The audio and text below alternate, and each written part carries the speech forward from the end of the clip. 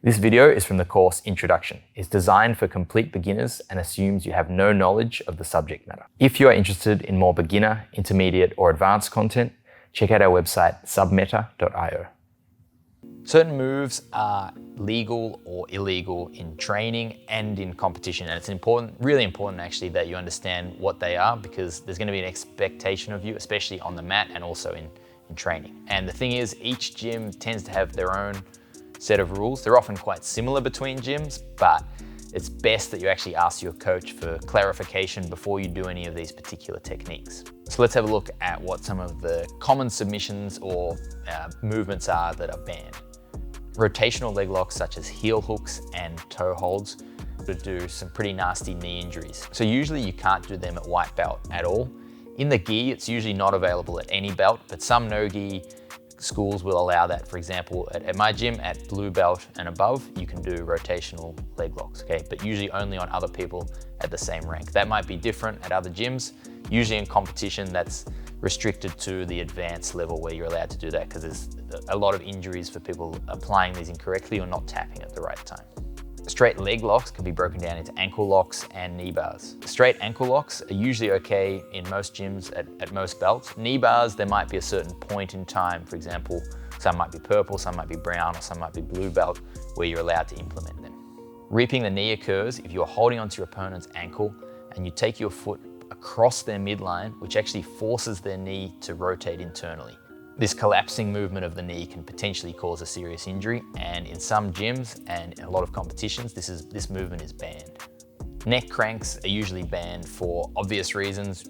A neck injury can be pretty serious. So any submission that's aiming to hurt your opponent's neck as opposed to applying a choke will almost certainly be banned at your gym. Slamming your opponent, or any movement where you pick your opponent up and dive your weight on top of them with velocity. Jumping takedowns, or anything really where you dive your weight on your opponent, especially from a standing position, is going to be banned in almost all situations, because it's very hard to control. Once your weight's left the ground and it's coming towards your opponent, if there happens to be a misstep or they happen to land in just the wrong angle, that can lead to a severe injury. This also applies for jumping the closed guard from standing, which for many competitions is not allowed until after white belt. Gripping a single finger or even two fingers, really, if you're trying to strip someone's grip, try to grab their whole hand as opposed to gripping their fingers.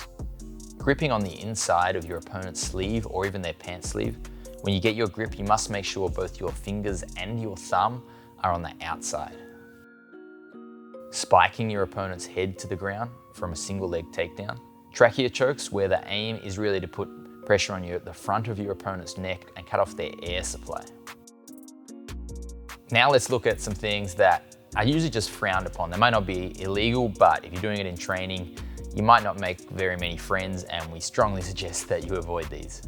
Trying to make your opponent tap or even let go of a position due to pain rather than the leverage that you should be applying. So this might include something like putting your elbow or forearm into their neck, their face, or into their thigh. Also make sure not to push on the front of your opponent's face with your hand.